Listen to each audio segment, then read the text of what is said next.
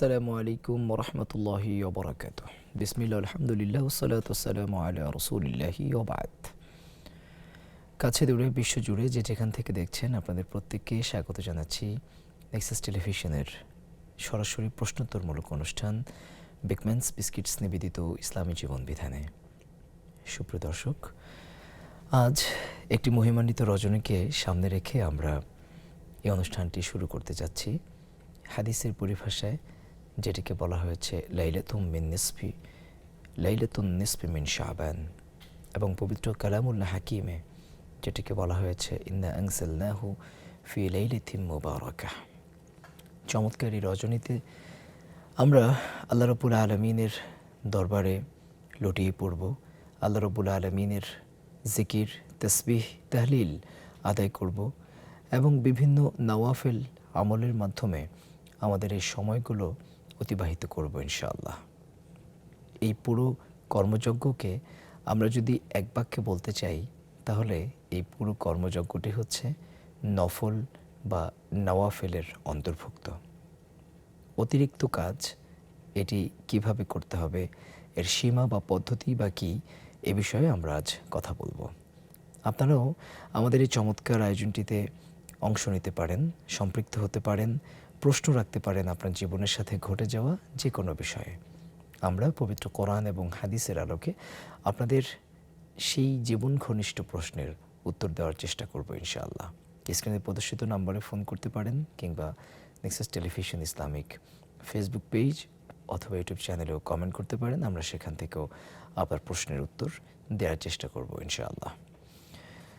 দেখুন, নওয়াফিল বা নফল এটি হচ্ছে এক্সট্রা বা অতিরিক্ত, অর্থাৎ আমার উপর অর্পিত দায়িত্বের বাহিরে যদি আমরা কিছু অতিরিক্ত কাজ করি, সেটিকে বলা হচ্ছে নওয়াফিল বা নফল। আল্লাহ রাব্বুল আলামিন আমাদের উপর মৌলিক কিছু কাজকে ফরজ করে দিয়েছেন, আবার কিছু কাজ আমাদের উপর ওয়াজিব। এই ফরজ অথবা ওয়াজিব এর বাহিরে কিছু কাজ রয়েছে সুন্নাত। এই তিনটি মৌলিক পরিভাষার বাইরে আমরা যে সকল কাজগুলোকে পাই, সেই কাজগুলি হচ্ছে নফল বা নওয়াফিল। যদিও আমি ফিকহের দৃষ্টিভঙ্গি থেকে ফরজ এবং ওয়াজিব এ দুটোকে আলাদা আলাদা উপস্থাপন করেছি, কিন্তু অনেক স্কলার ফরজ এবং ওয়াজিবকে একসাথেই বলে থাকেন যে ফরজ এবং ওয়াজিবের মাঝে কোনো পার্থক্য নেই। তাহলে নফল কোন জিনিসগুলো? নফল হচ্ছে আমাদের ফরজ কিংবা ওয়াজিব পালনের ক্ষেত্রে আমরা যদি কখনো কোথাও ভুল ত্রুটি করি, তাহলে সেই ভুল ত্রুটিগুলোকে রিকভার করবার জন্যে, মার্জনা করবার জন্যে, এবং সেই অসম্পূর্ণ অপূর্ণাঙ্গ ফরজ ইবাদতগুলো যাতে আল্লাহ রাব্বুল আলামিন আমাদের কবুল করে নেন, সে কারণে আমরা কিছু নফল বা নওয়াফিলের মাধ্যমে আমরা একটা রেমেডি করে থাকি। আল্লাহ রাব্বুল আলামিন পবিত্র কোরআনুল হাকিমে বলছেন, ওমিনাল লাইলি ফাতাহাজ্জাদ বিহি নাফিলাতাল লাক। আর গভীর রাতে আপনি আল্লাহ রাব্বুল আলামিনের কাছাকাছি নিকটবর্তী আসবার জন্যে একটু কষ্ট করে অতিরিক্ত কিছু নামাজ পড়ুন, যেটিকে আমরা সালাতুত তাহাজ্জুদ বলছি। এটি আপনার উপর নফল, অতিরিক্ত, নাফিলাতাল লাক, নফল। এই যে নফল আমল, এটি পবিত্র কোরআন আমাদেরকে শিখিয়ে দিয়েছে। রাসূল করিম সাল্লাল্লাহু আলাইহি ওয়াসাল্লাম একটি হাদিসে বলছেন, মান আমিলা সলিহান ফালিনাফসিহি, যে ব্যক্তি কোনো ভালো কাজ করবে, সৎ কাজ করবে, সেটি সে তার নিজের জন্যই করে থাকে। সুতরাং অতিরিক্ত কাজ যেটা আমরা করব, সেটা আমাদের নিজের জন্যই করে থাকি। আমি কাজগুলোর কতগুলো ভাগ রয়েছে, কাজগুলোর কি কি ডাইমেনশন রয়েছে, সে আলোচনায় যাব। তবে তার আগে আরেকটা মৌলিক পয়েন্ট আপনাদের সামনে উপস্থাপন করছি। আল হাসানাত ইন্নাল হাসানাত ইউযহিবনা সাইয়্যাত। রাসূল করিম সাল্লাল্লাহু আলাইহি ওয়াসাল্লামের একটি বিখ্যাত হাদিস, তিনি বলছেন যে নিশ্চয়ই সৎকর্মগুলো আমাদের অসৎকর্ম, আমাদের পাপ, আমাদের অন্যায়কে ধুয়ে মুছে সাফ করে দেয়। সুবহানাল্লাহি ওয়া বিহামদিহি। অর্থাৎ আমরা যদি নিয়মিত ছোট ছোট ভালো কাজ করি, নফল কাজ করি, তাহলে এই নফল কাজগুলো আমাদের যে অন্যায়, অসত্য বা পাপাচার আমাদের দ্বারা হয়ে যায়, যেগুলোকে সগীরা গুনাহ বলা হচ্ছে। এই সগীরা গুনাহগুলোকে আল্লাহ রাব্বুল আলামিন আমাদের এই নওয়াফিলের মাধ্যমে ধুয়ে মুছে পাক সাফ করে দেবেন। সুবহানাল্লাহি ওয়া বিহামদি। দেখুন না, আমরা যে সালাত আদায় করি, আমরা কি আমাদের সালাতগুলোকে প্রতিনিয়ত যেভাবে হক আদায় করে কামা হাক্কুহু আদায় করা দরকার ছিল, সল্লু কামা রাআইতুমুনি উসাল্লি, আমাকে তোমরা যেভাবে নামাজ আদায় করতে দেখছো ঠিক সেভাবেই তোমরা সালাত আদায় করো? আমরা কি সেভাবে পারছি? আমাদের নানা রকম সমস্যা রয়ে যাচ্ছে এই সালাতগুলো আদায় করবার ক্ষেত্রে। যেহেতু সল্লু কামা রাআইতুমুনি উসাল্লির ক্ষেত্রে আমাদের কিছু ভুল ত্রুটি থেকে যাচ্ছে, এই ভুল ত্রুটিকে রিকভার করবার জন্যে আমাদের হাতে কিন্তু একটি বিকল্প অপশন রয়েছে, সেটি হচ্ছে নওয়াফিল। এই নফলের মাধ্যমে আমরা কিন্তু এই ভুল ত্রুটিগুলোকে রিকভার করতে পারি। সুতরাং একই সাথে নফলের দুইটি উপকার আমরা জানতে পারলাম। একটি হচ্ছে নফলের মাধ্যমে আমরা আমাদের ফরজ ও ওয়াজিবগুলোর ক্ষেত্রে যে ঘাটতি থেকে যায় সেই ঘাটতি পূরণ করতে পারি। আবার একই সাথে নফলের মাধ্যমে মান আমিলা সলিহান ফালিনাফসি, যে ব্যক্তি অতিরিক্ত কোনো ভালো কাজ করবে সেটি তার নিজের জন্যই করবে, সুতরাং এটা আমার এক্সট্রা বেনিফিট নিয়ে আসবে। তো আজ আমরা নফলের সীমা এবং এই নফল ইবাদতের কি পদ্ধতি রয়েছে, বিশেষত আজকের এই লাইলাতুন নিসফে মিন শাবান, এই মহিমান্বিত রজনীকে উপলক্ষ করে আমরা কি কি নফল আমলের মাধ্যমে আমাদের এই সময়গুলিকে অতিবাহিত করব, এ বিষয়ে কথা বলবো। এ বিষয়ে কথা বলবার জন্যে আমাদের সাথে আছেন একজন বিদগ্ধ ইসলামী পণ্ডিত, আন-নূর জামে মসজিদ টঙ্গীর সম্মানিত খতিব, বিশিষ্ট লেখক, অনুবাদক এবং তরুণ স্কলার জনাব শেখ আলী হাসান তৈয়ব। আমরা আমাদের অনুষ্ঠানের পক্ষ থেকে শেখকে স্বাগত জানাচ্ছি। কেমন আছেন? আসসালামু আলাইকুম ওয়া রাহমাতুল্লাহি ওয়া বারাকাতুহু। আলহামদুলিল্লাহ। আপনি প্রচণ্ড ব্যস্ততার মাঝেও আমাদেরকে সময় দিচ্ছেন, আমরা খুবই আনন্দিত। আমরা শুকরিয়া। কথা শুনবো নফল ইবাদতের সীমা এবং পদ্ধতি নিয়ে। স্পেসিফিক কোনো সীমা অথবা বিশেষ কোনো পদ্ধতি নফল ইবাদতের রয়েছে কিনা? ধন্যবাদ। নাহমাদুহু ওয়া নুসাল্লি আলা রাসূলিহিল কারীম। সহিহ বুখারীর একটি অনেক লম্বা দীর্ঘ একটি বিখ্যাত হাদিস আছে, যে হাদিসে আল্লাহ সুবহানাহু ওয়া তাআলা বলছেন, ওয়ালা ইয়াজালু আবদি ইয়াতাকাররাবু ইলাইয়া বিন নওয়াফিল হাত্তা আকুনু সামউহু আল্লাযী ইয়াসমাউ বিহি ওয়া বাসারুহু আল্লাযী ইবসিরু বিহি। আর বান্দা নফল আমল করতে করতে আমার এত প্রিয় হয়ে যায় যে আমি তার চোখ হয়ে যাই, যে চোখ দিয়ে সে দেখে, আমি তার কান হয়ে যাই, যে কান দিয়ে শোনে, আমি তার হাত হয়ে যাই, যে হাত দিয়ে সে ধরে। এটি একটি চমৎকার ইমপ্রেসিভ এবং আমাদেরকে খুবই উদ্বুদ্ধকরণমূলক একটি হাদিস। এই হাদিসের ভাষ্য হলো যে একজন মানুষ ফরজ আদায় করার পরে এক্সট্রা নফল আমল যখন বেশি পরিমাণে করে, এটার উদ্দেশ্য হয় আল্লাহকে খুশি করা। এবং আমরা ফরজ নামাজগুলো যে পড়ি, এটা কেন আমাদের ফরজ একটা আল্লাহ করে দিয়েছেন, এটা আমার জন্য অব্লিগেটরি, এটা আমার জন্য এসেনশিয়াল, আমি সেই দায়িত্বটা পালন করছি। এখন একটা মানুষ যদি এরপরে অতিরিক্ত তিনি যদি শেষ সাথে উঠে 2 রাকাত নামাজ পড়েন, এটা তার উপর বাধ্যতামূলক নয়, না পড়লে তাকে পাকড়াও করা হবে না। এটার একমাত্র কারণ এই যে সে আল্লাহকে ভালোবাসে, আর যে আল্লাহকে ভালোবাসে আল্লাহ তাকে ভালোবাসেন।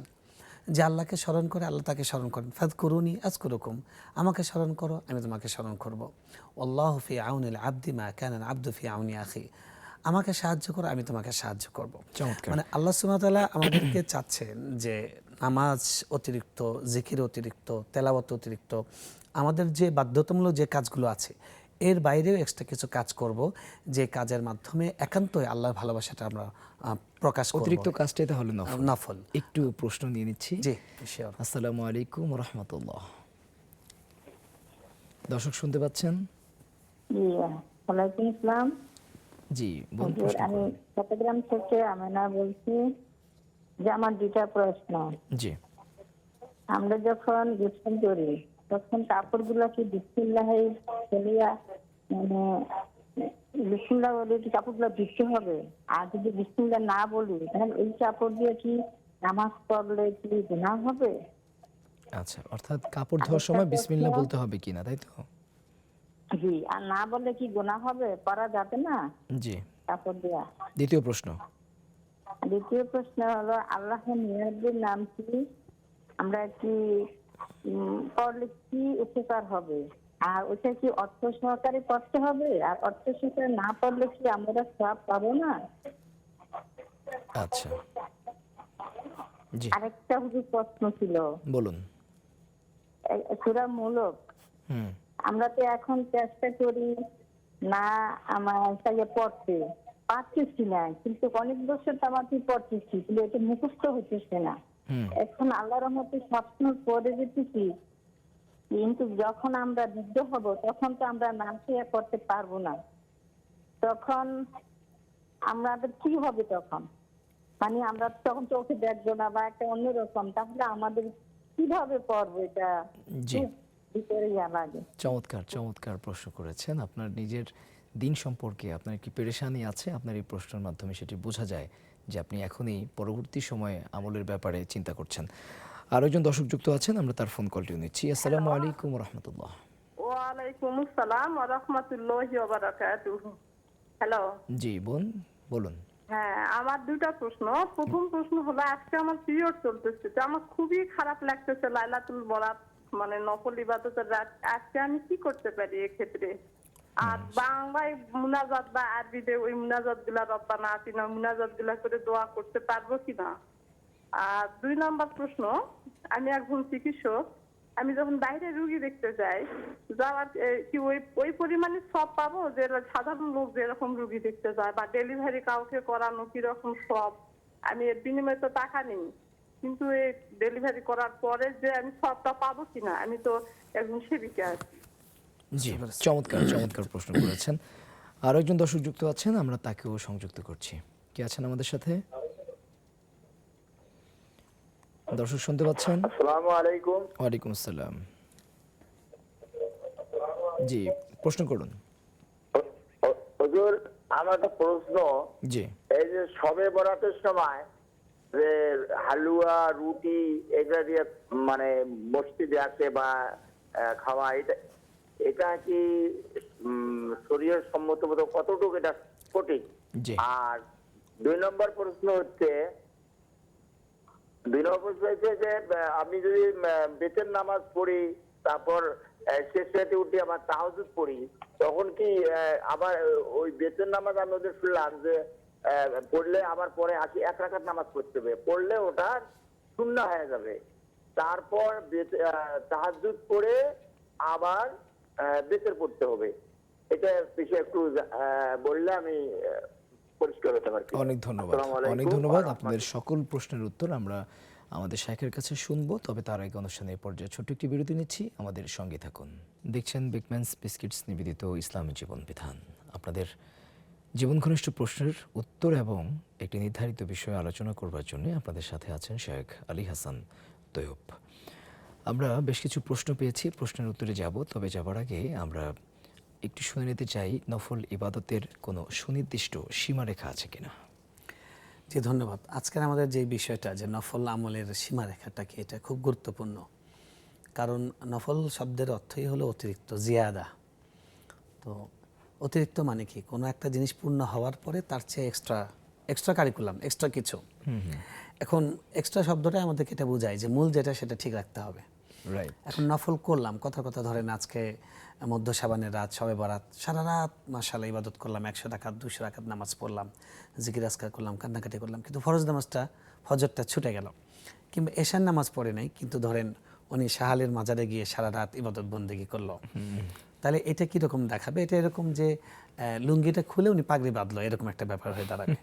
এই জন্য নফলের সীমাটা ঠিক রাখতে হবে। নফল হলো যে ফরজটা প্রথম আগে। ওই যে হাদিসটা যেটা আমি শুরুতে কোট করেছিলাম, আল্লাহ বলেছেন যে নফলের দ্বারা আমার অতি প্রিয় হয়, এই হাদিসের শুরুতেই আছে যে কোনো আমল ফরজের সমান হয় না।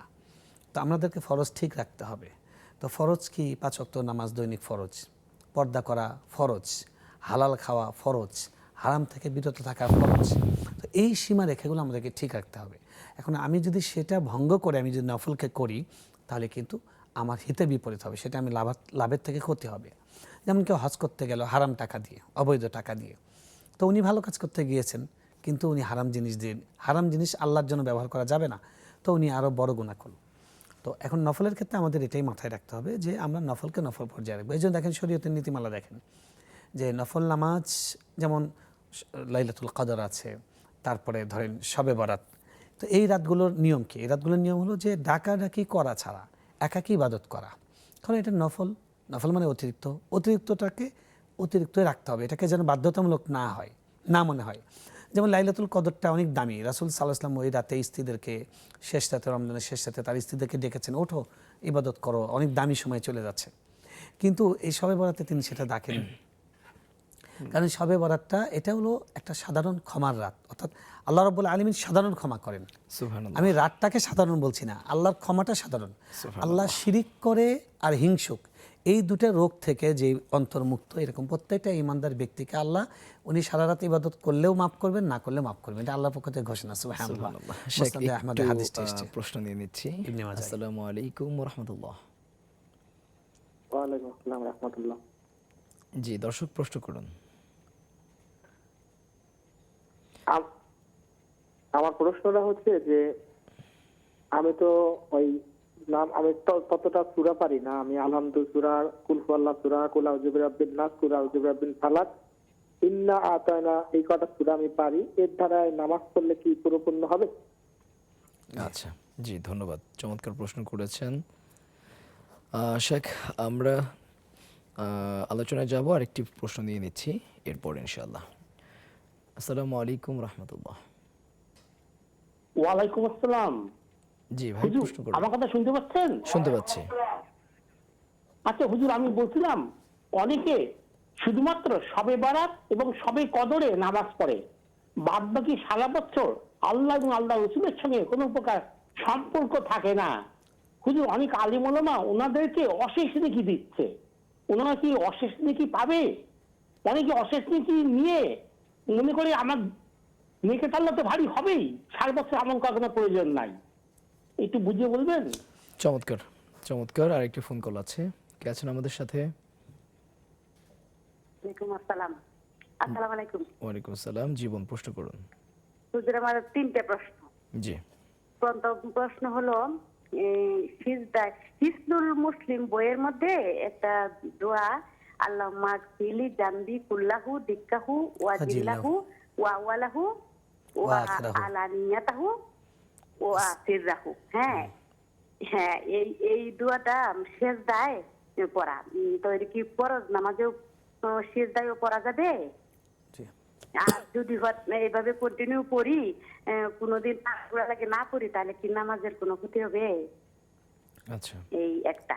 আর হচ্ছে আপনার, আমরা যে তারাবি নামাজ পড়বো, এখন যদি এশার পুরা নামাজটা পড়তে চাই, তাহলে কি এই যে এই 4 রাকাত সুন্নত, 4 রাকাত ফরজ, 2 রাকাত সুন্নত, তারপরে কি 2 রাকাত নফল না পড়ে তারাবি শুরু করবো, নাকি 2 রাকাত নফল পড়ে ফেলাইলে কি কোনো অসুবিধা আছে এই তারাবি নামাজ জি, পড়ার বুঝতে ক্ষেত্রে? পেরেছি। পরের প্রশ্ন এই। করেন। জি, আপনার সর্বশেষ প্রশ্ন। হ্যাঁ, আমার সর্বশেষ প্রশ্ন হচ্ছে যে এই যে সুবহান রাব্বিয়াল আযীম বলার পরে আল্লাহুম্মা আল্লাহুম্মা রাব্বানা ওয়া বিহামদিকা আল্লাহুম্মা গফিরলি, এটা কি রুকুতেও পড়া যাবে, সিজদায়ও পড়া যাবে? জি, বুঝতে জি, পেরেছি। চমৎকার প্রশ্ন করেছেন। আমরা সবগুলো প্রশ্নের উত্তর শুনবো। শেখ, অনেকগুলো প্রশ্ন জমা হয়েছে, আমরা একটু প্রশ্নের উত্তর শুনতে চাই। ফাঁকে ফাঁকে আমরা আলোচনাও শুনবো। প্রথমেই একজন প্রশ্ন করেছেন, তিনি যখন কাপড় ধৌত করেন তখন অনেক সময় বিসমিল্লাহ বলতে ভুলে যান, এক্ষেত্রে সেই কাপড় পরিধান করা যাবে কিনা? জি, নাপাক যদি দূর হয়ে যায়, নাপাক দূর করা বা কোনো কিছু কাজের শুরুতে বিসমিল্লাহ বলা মুস্তাহাব, সুন্নত আমল, ভালো কাজ। তো কিন্তু বিসমিল্লাহ না বলে আপনি যদি কাজ শুরু করেন, আপনি পবিত্রতা দূর, মানে অপবিত্রতা দূর করেন, তাহলে সেটা পবিত্র হয়ে যাবে, আর পবিত্র কাপড় দিয়ে নামাজ হবে। ও সিয়াবাকা ফাতাহির, কাপড় পবিত্র হতে হবে। তো পবিত্র হবে পানি দিয়ে, নাপাকিটা দূর করলেই পবিত্র হয়ে যাবে। একজন ভদ্রমহিলা, তিনি অনেকদিন ধরে সূরা মুলক মুখস্থ করার চেষ্টা করছেন, মুখস্থ হচ্ছে না, দেখে দেখে তেলাওয়াত করছেন। তাই তিনি আশঙ্কা করছেন বৃদ্ধ বয়সে তিনি যখন দেখতে পাবেন না, তখন তিনি কিভাবে তেলাওয়াত করবেন? আপনি দেখতে পাবেন না এই চিন্তা না করে, বরং এটা চিন্তা করুন, আল্লাহ সুবহানাহু ওয়া তাআলা এই সূরা মুলকের উসিলায় হয়তো আপনাকে একদম আমৃত্যু দৃষ্টিশক্তিটা ভালো রাখবেন। এটা একদম পরীক্ষিত। ইমাম ইবনে তাইমিয়া রাহমাতুল্লাহ বলেছেন যে দৃষ্টিশক্তি ভালো হওয়ার জন্য কোরআন তেলাওয়াতের চেয়ে উত্তম আমি কিছু জানি না। তো কোরআন তেলাওয়াত যারা করে বেশি বেশি, আল্লাহ সুবহানাহু ওয়া তাআলা তাদের দৃষ্টিশক্তি বাড়িয়ে দেন। আর আপনি প্রতিদিন পড়তে থাকলে আস্তে আস্তে এমনি মুখস্থ হয়ে যাবে। এখনও হয়তো হয়নি, মুখস্থ হবে এবং আপনি শুনতে পারবেন। এখন তো ইউটিউবের যুগ, আপনি মোবাইলে রেকর্ড করা এটা শুনতে পারবেন।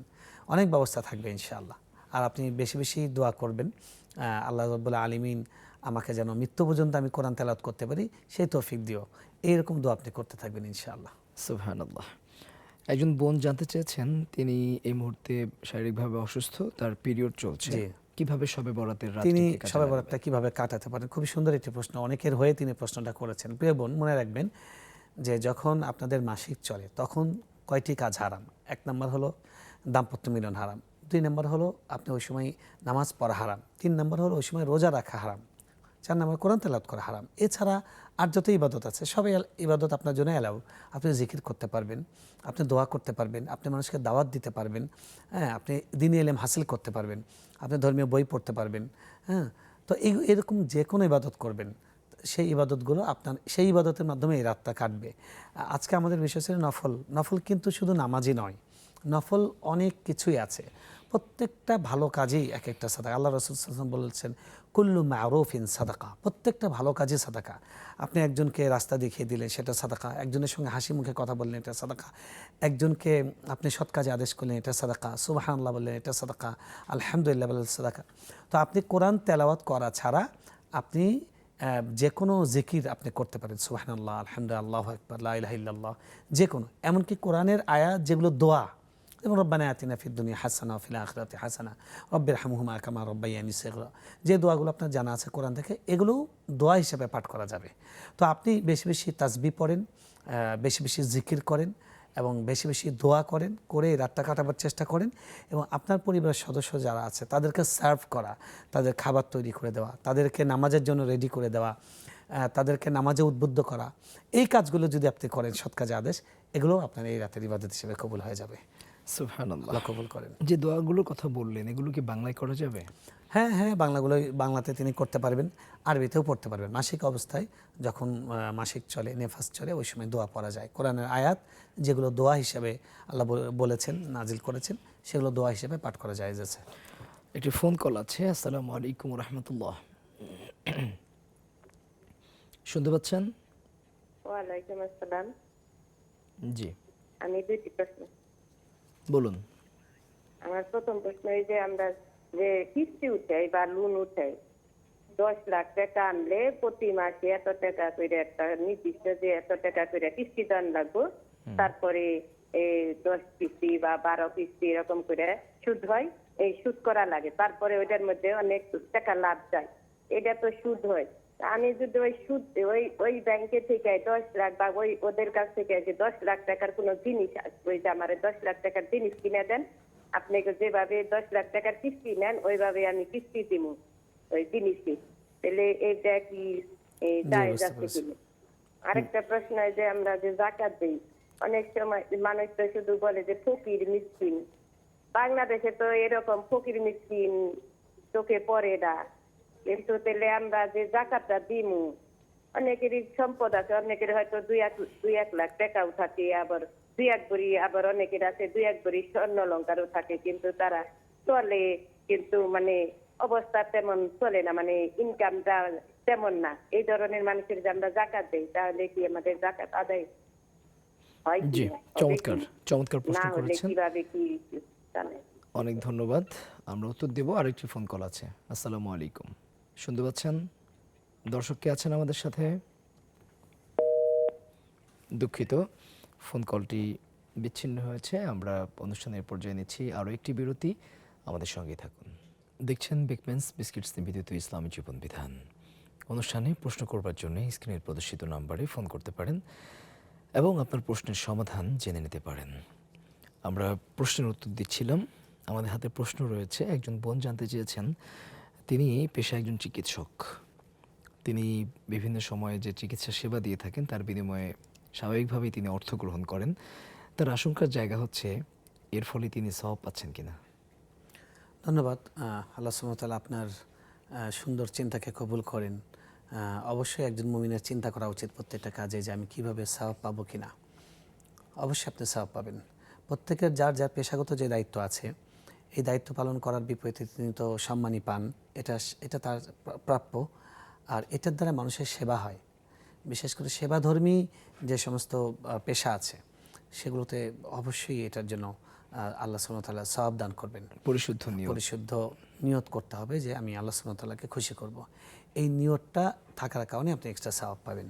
আর নিয়ত না করলে বেতন পাবেন, সওয়াব পাবেন না। এই জন্য প্রত্যেকটা কাজেই নিয়ত করার অভ্যাস করা উচিত। আল্লাহকে খুশি করব, এটার মাধ্যমে জনগণের সেবা করব। জি, একজন জানতে চেয়েছেন শবে বরাত এবং শবে কদরে আমাদের দেশে যে হালুয়া রুটির প্রচলন রয়েছে এই ব্যাপারে। আসলে শবে বরাতে হালুয়া রুটির প্রচলন তো অনেকটাই কমে গেছে, আগে খুব ছিল। ছোটবেলায় মনে আছে যে একদম বড় একটা পলি ব্যাগ নিয়ে বের হতাম, যে বিপুল পরিমাণ রুটি সংগ্রহ করতে হবে এবং সেটা পরে রোদে শুকানো হতো। একটা আনন্দের দিক ছিল। যাই হোক, তো আসলে শবে বরাতে সাথে হালুয়া রুটির কোনো সম্পর্ক নেই। এই রাতটা আমরা একটু আগেও বলেছিলাম যে আল্লাহ সুবহানাহু ওয়া তাআলা সাধারণ ক্ষমা করেন, যে ক্ষমাটা আল্লাহ তাআলা যারা শিরিক করে না, হিংসা করে না, এ ধরনের ভালো পবিত্র অন্তর যাদের আছে, স্বচ্ছ হৃদয় যাদের আছে, তাদের জন্য আল্লাহ ঘোষণা করেছেন। তাই শবে বরাতে আমাদের করণীয় হলো নফল ইবাদত করা ব্যক্তিগতভাবে এবং হৃদয়কে পরিশুদ্ধ করা। আর হালুয়া রুটি আপনি এটা হালাল জিনিস, যে কোনো সময় খেতে পারেন, কিন্তু এই রাতের মনে করে খেলে সেটা বিদাত হবে, কারণ এই রাতের সাথে হালুয়া রুটির কোনো সম্পর্ক নেই। ছোটোবেলায় গল্প শুনতাম যে নবীজির দাঁত শহীদ হয়েছিল উহুদে এবং সেই জন্য তিনি ভাত খেতে পারেননি, তো রুটি খেয়েছেন। প্রথম কথা, তারা ভাত খেতেন না, তারা রুটিই খেতেন। আর দ্বিতীয় কথা, এই উহুদের যুদ্ধ হয়েছিল শাওয়াল মাসে, রমজানের 1 মাস পরে, আর এটা তো শাবান মাস, রমজানের 1 মাস আগে। সুতরাং ঐতিহাসিকভাবে এই তথ্যটি সঠিক নয়। এই রাতের সাথে হালুয়া রুটির কোনো সম্পর্ক নেই। বাংলাদেশের আবহমান কাল ধরে চলে আসা সংস্কৃতির অংশ হিসেবে যদি ছেলেমেয়েরা হালুয়া রুটি খায়, সেটি কি? হ্যাঁ, আমি সবসময় বলি যে এই রাতের আমল নয় হালুয়া রুটি। তো হালুয়া রুটি আমাদের খাদ্য, হালাল খাদ্য, যে কোনো সময় খেতে পারেন। জি, তার আরেকটি প্রশ্ন হচ্ছে বেতের সালাতের পর তাহাজ্জুদের সালাত কিভাবে আদায় করবেন? যদি এমন হয় যে তিনি শেষ রাতে বেতের পড়বেন ভেবে রেখেছেন, সেক্ষেত্রে আগে কি বেতের পড়বেন এরপরে তাহাজ্জুদ, নাকি তাহাজ্জুদ আগে পড়ে তারপরে বেতের পড়বেন? উত্তম হলো যিনি মোটামুটি নিশ্চিত অভ্যাস আছে যে শেষ রাতে ঘুম ভেঙেই যায় এবং নিয়মিতই তাহাজ্জুদ পড়েন, তার জন্য উত্তম হলো শেষ রাতে তাহাজ্জুদের পরে বিতির পড়ে নেওয়া। আর যদি এরকম হয় যে আজকে মনে করছি যে না, আজকে হঠাৎ মনে হলো যে না, আজকে ইনশাআল্লাহ তাহাজ্জুদ পড়বো নি, তাহলে হতে পারে শয়তান একটা ধোঁকা দিচ্ছে যাতে আমার বিতির নামাজ একদিন কাজা করাতে পারে। যাদের নিয়মিত অভ্যাস নেই তাহাজ্জুদ পড়া, তাদের জন্য ঘুমানোর আগে পড়ে নেওয়া এটাই উত্তম। আচ্ছা আচ্ছা, ঘুমানোর আগে পড়ে নিব, পরে যদি শেষ সাথে জাগ্রত হই, বিতের নামাজের পরে নামাজ পড়া যায় না এমন নয়, শেষ সাথে জাগ্রত হলে আবার নফল নামাজ পড়বো, তাহাজ্জুদ পড়বো, তাতে করে আমার সওয়াব একটু কমবে না। যারা আগে তাহাজ্জুদ পড়বে তারা কি তাহাজ্জুদের শেষে 1 রাকাত বেতের পড়তে পারবেন? হ্যাঁ, বরং আমরা এটা বলবো যে ধরুন আপনি বিতির নামাজ রাসূল সাল্লাল্লাহু কখনো কখনো এক রাকাতও পড়েছেন, বিভিন্ন সংখ্যায় পড়েছেন। তো 1 রাকাতের যে হাদিসগুলো, সেটার মূল প্রেক্ষাপট যেটা দেখা যায় যে তিনি অনেক লম্বা করে তাহাজ্জুদ পড়তেন। পড়তে পড়তে একদম শেষের দিকে চলে আসতো, বেলাল বলতেন যে আজানের সময় কাছাকাছি চলে আসছে, তখন তিনি 1 রাকাত মানে অতিরিক্ত পড়ে ওটাকে বেজর করে ফেলতেন। হ্যাঁ, ইজআলু আখিরা সালাতিকুম আল বিতরা, তোমাদের শেষ নামাজকে বেজর বানাও। তো 1 রাকাত তখন পড়তেন। এই জন্য এরকম করতে পারেন যে আপনি 2 রাকাত তাহাজ্জুদ পড়ছেন, পড়তে পড়তে দেখলেন যে সময় শেষের দিকে, তখন 1 রাকাত বিতর পড়ে নিলেন। একজন ভাই তিনি একটু ভয়ে আছেন যে তিনি মাত্র কয়েকটা সূরা মুখস্থ পারেন, এই সূরাগুলো দিয়ে সালাত আদায় করলেই কি হবে? জি প্রিয় ভাই, আপনি বলেছেন সূরা কাউসার, সূরা ইখলাস, ছোট ছোট সূরাগুলো আল্লাহ কোরআনে বলেছেন ফাকরাউ মা তায়াসসারা মিনাল কোরআন। সূরা ফাতিহা পড়ার পরে আল্লাহর কোরআন থেকে যেটা তোমার জন্য পড়া সহজ সেটাই তুমি পড়ো, আল্লাহ সূরা মুজাম্মিলে বলেছেন। তো এই জন্য আপনি যেটাই পড়েন সেটা হবে। তবে এটা একটা দুঃখজনক ব্যাপার যে আমি দুনিয়ার অনেক কিছুতে প্রতিনিয়ত আপডেট হচ্ছি, হ্যাঁ, কিন্তু ওই যে ছোটোবেলায় 3টা সূরা শিখেছি 3 কুল, হ্যাঁ, এর বাইরে আর যেতে পারি না, এটা আমার জন্য দুঃখজনক। আমার নতুন নতুন সূরা শেখার চেষ্টা করা উচিত। যে কোনো 2টা সূরা দিয়ে পড়লেই হয়ে যাবে নামাজ, কিন্তু চেষ্টা করা উচিত আওতা বড় করার জন্য। কিয়ামতের দিন একটা করে আয়াত পড়বেন, জান্নাতে একটা করে আপনার র্যাঙ্ক বাড়বে। তো সুতরাং একটু বড় বড় সূরা মুখস্থ করার চেষ্টা করা উচিত। একজন দর্শক আছেন ফোন কলে, আমরা তাকে সংযুক্ত করছি। কে আছেন আমাদের সাথে? আসসালামু আলাইকুম ওয়া রাহমাতুল্লাহ। ওয়ালাইকুম আসসালাম। হুজুর, আমার 3টা কোশ্চেন। জি। প্রথম কোশ্চেন হচ্ছে যে কোরআনের যদি বড় সূরাগুলো আমরা মুখস্থ করি, যেমন সূরা মুলক, সূরা আর রহমান, তো এই সূরাগুলো দিয়ে আমি 1 রাকাতে মানে কয় আয়াত 1 রাকাত করে নামাজ আদায় করতে পারবো? জি। আর 2 নাম্বার কোশ্চেন হচ্ছে যে সূরা মুলক আমার মুখস্থ, তো আমি মাঝে মাঝে হচ্ছে দেখেও তেলাওয়াত করি এবং মাঝে মাঝে মুখস্থ তেলাওয়াত করি। তো দেখে তেলাওয়াত উত্তম না মুখস্থ তেলাওয়াত উত্তম, এইটা। আর আরেকটা কোশ্চেন হচ্ছে যে পিরিয়ডের সময় সূরা মুলক আমি মুখস্থ পড়তে পারবো নাকি পড়বো না? আচ্ছা জি, অনেক ধন্যবাদ। চমৎকার প্রশ্ন করেছেন। আরো একজন দর্শক যুক্ত হয়েছেন, শুনতে পাচ্ছেন? দুঃখিত, সংযোগটি বিচ্ছিন্ন হয়েছে। আপনারা প্রশ্ন করতে থাকুন, আমরা আপনাদের প্রশ্নের উত্তর দেব। একজন জানতে চেয়েছেন যে আমাদের দেশের কিছু নামাজি আছেন যারা শবে বরাত এবং শবে কদরেই শুধু নামাজ পড়েন এবং বলে থাকেন যে এই দুরাতে নামাজ পড়লেই তো 1000 বছরের সওয়াব পাওয়া যাবে, তাহলে সারা তাদের বছর আর নাকি? দরকার কেন? জি, আপনি যথার্থই বলেছেন। আসলে আজকের আলোচ্য বিষয়ের শিরোনাম যেটা নির্ধারণ করা হয়েছে এই মেসেজটাই দেওয়ার জন্য যে আসলটাকে ঠিক রেখে তারপরে নফলের চিন্তা করতে হবে। তো যারা দৈনিক 5 ওয়াক্ত ফরজ নামাজ না পড়বেন তারা সারা জীবনে যদি 100টাও মানে শবে বরাত পান তাতে কাজ হবে না, কারণ ফরজটা ঠিক রাখতে হবে। ফরজ যদি ঘাটতি থাকে তাহলে নফল দিয়ে পূরণ করা হবে, সেটা হলো ফরজে ঘাটতি থাকলে। আর ফরজ পড়েননি আপনি, এই জন্য ফরজ নামাজটা আগে পড়তে হবে। আর এই রাতগুলোতে যতটুকু পারা যায় একাকী ইবাদত করা, ব্যক্তিগতভাবে ইবাদত করা, ফরজটা ঠিক রেখে এটা করতে হবে। আমরা সিজদায় সাধারণত সুবহান রাব্বিয়াল আলা পড়ে থাকি। জি, তিনি সিজদায় বলেছেন, সিজদায় অনেক দোয়া আছে, রাসূল সাল্লাল্লাহু আলাইহি ওয়াসাল্লাম অনেক রকমের দোয়া পড়েছেন। এটাও আছে যেটা আপনি পড়েছেন, আল্লাহুম্মা গফিরলি যামবি কুল্লাহু দিক্কাহু ওয়া জিল্লাহু সিররাহু আলানিয়াতুহু আউওয়ালাহু আখিরাহু। এই দোয়াটা রাসূল সাল্লাল্লাহু আলাইহি ওয়াসাল্লাম পড়তেন। সুতরাং এই দোয়া পড়তে পারেন। এবং আপনি জানতে চেয়েছেন ফরজে পড়তে পারেন কিনা, সব নামাজেই পড়তে পারবেন। এবং এটাও জানতে চেয়েছেন যে এটা না পড়লে হবে কিনা, না পড়লেও হবে। এগুলো সব কিছুই এই যে নফল অতিরিক্ত, পড়লে সওয়াব হবে, না পড়লে কোনো সমস্যা নেই। পবিত্র মাহে রমাদানে যখন সালাতুত তারাবি পড়তে হয় তখন নফল কি তারাবির আগে পড়বেন? আচ্ছা, তারাবির নামাজে যেটা তারাবির নামাজ জামাতের সঙ্গে পড়া হয়, আপনি যদি এরকম হয় ফরজ পাননি, আগে গিয়ে ফরজ পড়বেন, ফরজটা পড়ে তারপর তারাবি পড়া শুরু করবেন। এমন যেন না হয় যে ফরজ না পড়ে তারাবি পড়া শুরু করেছেন, কারণ তারাবির নামাজটা হলো এশার নামাজের পরে। তো আগে এশা পড়তে হবে, তারপরে ফরজ পড়বেন। এর মধ্যে যদি সুন্নত পড়তে পারেন, নফল পড়তে পারেন, সুযোগ থাকে পড়লেন, না পড়লেও কোনো সমস্যা নেই। তবে ফরজটা নিশ্চিত করে তারপরে তারাবি পড়তে হবে। যদি মহিলা হন? হ্যাঁ, মহিলাদের হলে তো সেই টেনশনটা নেই। আপনারা ফরজ পড়বেন, ফরজ পড়ে সুন্নতে মুআক্কাদা পড়ে তারপরে ভিতরে পড়া শুরু করবেন। তিনি আরেকটি প্রশ্ন করেছেন, তারপরে তারাবি পড়া শুরু করবেন, শেষে ভিতরে পড়বেন। জি, তিনি আরেকটি প্রশ্ন করেছেন যেটি আমরা সাধারণত রুকু থেকে ওঠার পর যে দোয়াটা জি, পড়ি। রুকু থেকে ওঠার পরে রুকুতেই তিনি পড়েছেন যে সুবহান রাব্বিয়াল আযীম। কখনো কখনো ওখানে রাসূল সাল্লাল্লাহু আলাইহি ওয়াসাল্লাম ওটাও পড়েছেন, সুবহানাকা ওয়া বিহামদিক আল্লাহুম্মা গফিরলি। এই দোয়াটাও আছে, এটাও হাদিস আছে, সহিহ মুসলিমে আছে। পড়তে পারেন, কখনো কখনো আমরা পড়া যেতে পারে, মুস্তাহাব। বিভিন্ন জায়গা থেকে একজন বোন কিস্তি নিয়ে থাকেন, লোন নিয়ে থাকেন এবং তার এগেইনস্টে সুদ দিতে হয়। কিস্তির যে কথাটা বলেছেন, নিশ্চয় আপনাকে কেউ বুঝিয়েছে বা যথার্থই বুঝিয়েছেন যে কিস্তি হলো যে আপনি লোন নিলেন, আমি আপনাকে 1 লক্ষ টাকা লোন দিলাম, আপনি আমাকে 1,20,000 টাকা দিবেন, এতগুলো কিস্তিতে দিবেন। এটা ফিক্সড করা হয়ে গেছে, এটা সুদ। আর সেটা না করে আমি বরং আপনাকে বললাম যে আপনি 1 লক্ষ টাকা আমার কাছে নিতে চাচ্ছেন, কি কাজ করবেন? তো আপনি বললেন যে আমার ঘরের টিন লাগাতে হবে, চালগুলো ফুটা হয়ে গেছে। ঠিক আছে, আমি আপনাকে টিন কিনে দিচ্ছি, আপনি ওই টিনের টাকাটা আমাকে আস্তে আস্তে পরিশোধ করবেন। আগেরটা ছিল লোন চুক্তি, আর এখন যেটা হবে এটা হলো ব্যবসায়িক চুক্তি। ব্যবসার মধ্যে আল্লাহ লাভ করা বৈধ করেছেন, লোনের মধ্যে কোনো লাভ করা বৈধ করেননি। এখন আমি আপনাকে 1 লক্ষ টাকা টিন কিনে দিলাম, আমি নিজে কিনলাম, কিনে আপনার কাছে 1,20,000 টাকায় বিক্রি করলাম। আপনি ওই 1,20,000 টাকা আস্তে আস্তে কিস্তিতে পরিশোধ করবেন, যেটা ইসলামী ধারার ব্যাংকিংগুলো করে থাকে। এই কাজটা অবশ্যই বৈধ। আল্লাহ কোরআনে বলেছেন ওয়া আহাল্লাল্লাহুল বাইআ ওয়া হাররামা রিবা। আল্লাহ ব্যবসাকে হালাল করেছেন, সুদকে হারাম করেছেন।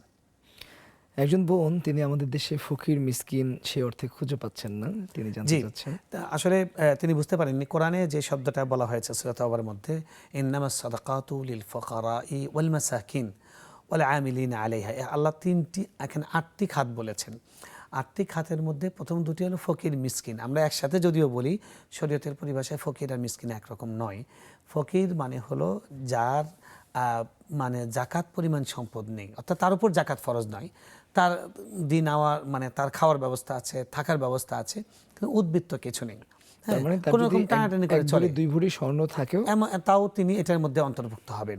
অর্থাৎ যিনি একজন মধ্যবিত্ত মানে নিম্ন মধ্যবিত্ত এবং তার কিছু নিডস আছে, বাকি তিনি হাত পাততে হয় না। আরেকটা হলো যে নিঃস্ব, যেটাকে ফকির নয়, যেটাকে বলে নিঃস্ব, সেটা হলো মিসকিন। আল মিসকিন লা মাল আমাল লিমান মান লা মাল আলাহু, যার কিছুই নেই, থাকার জায়গা নেই, খাওয়ার কিছু নেই, মিসকিন। তো আল্লাহ সুবহানাহু ওয়া তাআলা এরকম নিঃস্ব লোককেও জাকাত দেওয়ার সুযোগ দিয়েছেন, যেই লোকটার উপর জাকাত ফরজ নয় কিন্তু তার প্রয়োজন তিনি পূরণ করতে পারেন, এরকম লোককেও জাকাত দেওয়ার সুযোগ দিয়েছেন। তো এরকম লোকটা আমাদের সমাজে আছে, আত্মীয় স্বজনের মধ্যে অনেক আছে। জি, অনেক ধন্যবাদ। দর্শক, আপনারা শুনছেন চমৎকার দালিলিক প্রশ্নের উত্তর। আপনারা আরও প্রশ্ন করতে থাকুন, আমরা উত্তর দেব। অনুষ্ঠানের পর্যায়ে ছোট্ট একটি বিরতি নিচ্ছি। অনুষ্ঠানের বাকি অংশ দেখবার আমন্ত্রণ জানাচ্ছি, আমাদের সঙ্গেই থাকুন। দেখছেন বিগম্যানস বিস্কিটসের নিবেদনে ইসলামী জীবন বিধান। প্রশ্ন আছে হাতে বেশ কিছু। একজন জানতে চেয়েছেন, পবিত্র কালামুল্লাহ হাকিমের বড় বড় সূরা যেগুলো রয়েছে, এক রাকাতের নামাজে সর্বোচ্চ কত আয়াত তেলাওয়াত করা যাবে? জি, এটা কোনো লিমিট করা নেই। আপনি যে কোনো প্রথম রাকাতে যতটুকু পড়বেন, পরের রাকাতে একটু সেটার তুলনায় ছোট করবেন, এটা খেয়াল রাখা। আর যত আপনি পড়তে পারেন। রাসূল সাল্লাল্লাহু আলাইহি ওয়াসাল্লাম একদিন সালাতে দাঁড়িয়েছেন, সাহাবী বলছেন, সহিহ বুখারীতে আছে যে তার কত সুন্দর ছিল, ফালা তাসআল আন হুসনিহিন্না ওয়া তুলিহিন্না। আম্মা জান আয়েশা রাদিয়াল্লাহু তাআলা বলছেন যে তার নামাজ কতই লম্বা ছিল, কত সুন্দর ছিল, সেটা আর জিজ্ঞেস করো না। তো একজন নামাজে দাঁড়িয়েছেন, তিনি মনে করলেন যে প্রথম পারা পড়ে রুকুতে যাবেন না, গেলেন না।